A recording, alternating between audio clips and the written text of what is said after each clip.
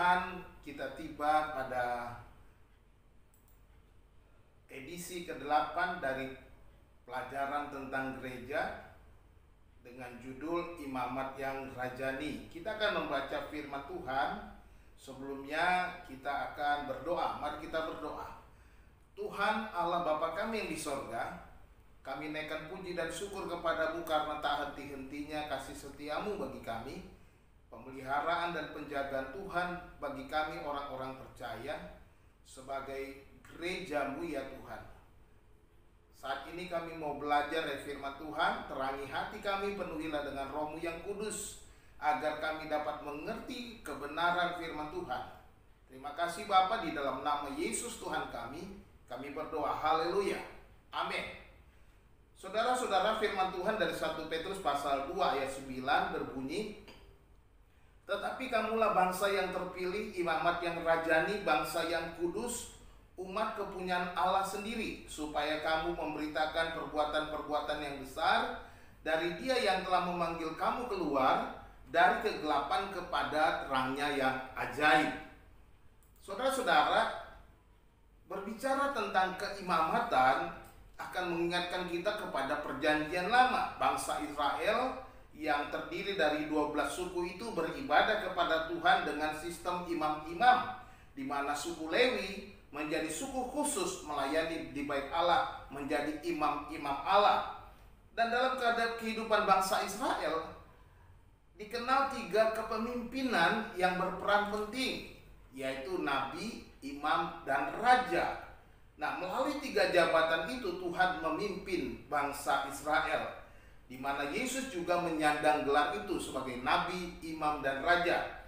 Nah, sekarang kita belajar bahwa gereja disebut juga imamat yang rajani sebagaimana dituliskan dalam firman Tuhan. Nah, ketika Yesus disalibkan di Golgota, kita tahu peristiwa ini di mana bait suci terbelah menjadi 2 dari atas ke bawah. Ya, dikatakan dalam Matius pasal 27 ayat 51, dan lihatlah tabir bait suci terbelah 2 dari atas sampai ke bawah, dan terjadilah gempa bumi dan bukit-bukit batu terbelah. Peristiwa ini menggambarkan berhentinya keimamatan Lewi dimulai di Golgota ketika Yesus sebagai nabi, imam, dan raja mati di kayu salib. Kita dikatakan tidak ada lagi batasan di mana orang-orang Israel setiap tahunnya ada imam-imam khusus yang datang masuk ke ruang Maha Kudus, dan tidak boleh sembarangan imam. Nah, sekarang ketika tirai bait Allah itu sudah terbelah menjadi 2, ini menggambarkan bahwa setiap orang punya akses untuk datang menghadap Allah. Nah, kalau kita melihat ketika Yesus berbicara dengan seorang perempuan Samaria di sumur Yakub, Dia berkata kepada wanita itu, tetapi saatnya akan datang dan sudah tiba sekarang bahwa penyembah-penyembah benar akan menyembah Bapa dalam roh dan kebenaran. Di sini menunjukkan bahwa apa yang Yesus lakukan menggenapi, di mana setiap orang punya akses langsung kepada Bapa, di mana setiap orang dapat menyembah Bapa dalam roh dan kebenaran, menjadi imamat yang rajani. Setiap orang percaya sekarang menjadi imam-imam Allah. Setiap orang percaya adalah imamat yang rajani, di mana Kristus adalah sang raja itu. Nah, kita menjadi imam-imam dari sang raja yang telah mengorbankan hidupnya bagi kita, memberikan hidupnya sepenuhnya bagi kita.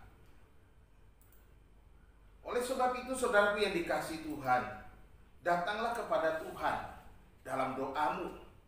Jangan takut untuk datang kepada Tuhan, sebab engkau adalah imam-imam yang sudah dipilih oleh Allah. Engkau adalah imamat yang rajani. Hampiri Dia setiap waktu engkau mau, dimanapun. Tidak ada lagi batasan untuk datang kepada Tuhan.